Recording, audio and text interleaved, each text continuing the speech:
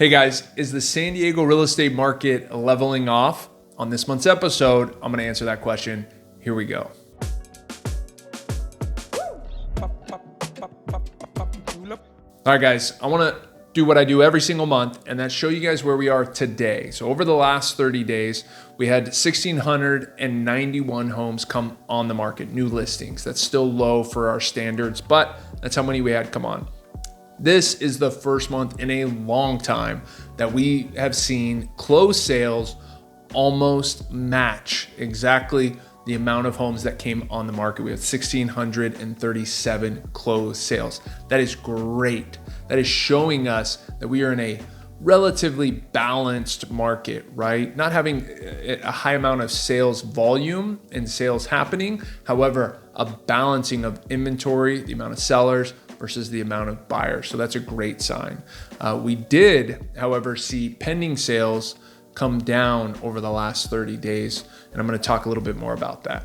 So if we look back at just this year in general, over these last couple months, sure enough, we've seen inventory levels come down compared to last year. Now last year, that first quarter, we had a lot of inventory come on the market and the buyer demand just wasn't there. So a lot of inventory sat.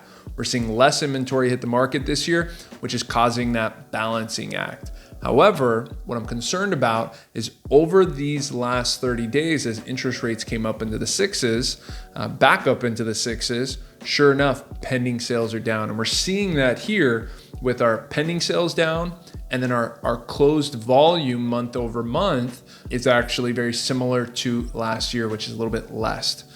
So what we need to see, what the market is showing us, is that the buyer demand will be there when interest rates do drop. And we saw that for a nice little period of this year. That period that we saw of interest rates drop down was late February into March. We saw interest rates progressively come down into the sixes. And sure enough, guys, it lit our market on fire. Nothing like what we saw back in 2021 and whatnot with 3% interest rates, but we felt it. We were putting together deals left and right. A lot of buyer activity back out in the market. Since interest rates have jumped up due to the Iran war that's going on and the risk of basically inflation due to oil, we're seeing the bond market really get hit. Well, sure enough, that's affected interest rates. That did show us, though, what we can expect for when interest rates come back down into the fives is that buyer activity will pick up. So that is something I want us all to follow. Interest rates, that'll be the next time that we see the market kind of light back up. So guys, when are interest rates going to come down? Well, I don't know exactly, but what we do know is that we have a new Fed chairman coming in on May 15th.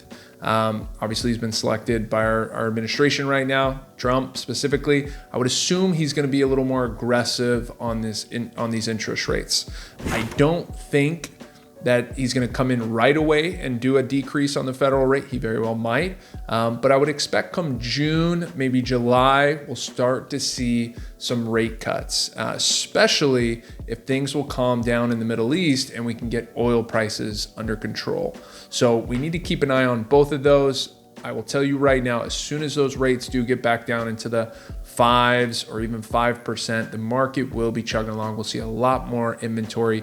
And for all our sellers out there who are kind of like stuck and feel like they're in their home because maybe they can't go afford another place, or they just have it too good in their place because their payment's so low because their interest rate, but they really want to move. Those are the people that are really waiting for this interest rates to come down. Once that happens, the market's going to light back up. We're going to see a lot more sales volume, a lot more activity from both sides, buyers and sellers. All right, guys, here's my buyer and seller advice for the month of April. If you are a seller out there, I might sound like a broken record here, but you have to prep your property.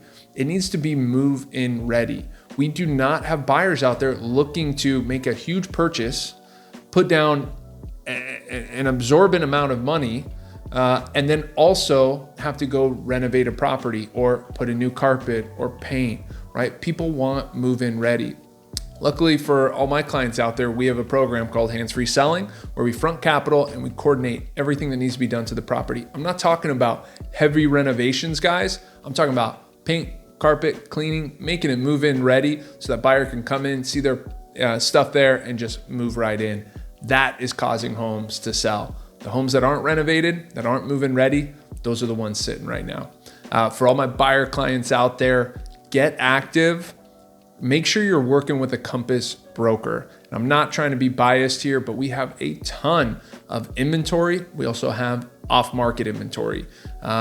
This gives our clients here an advantage over other buyers because we have 300 and something more listings available for our clients. So make sure you're working with a Compass broker. If you have any questions, please reach out to myself or somebody here on the True Local team. All right, guys, take care.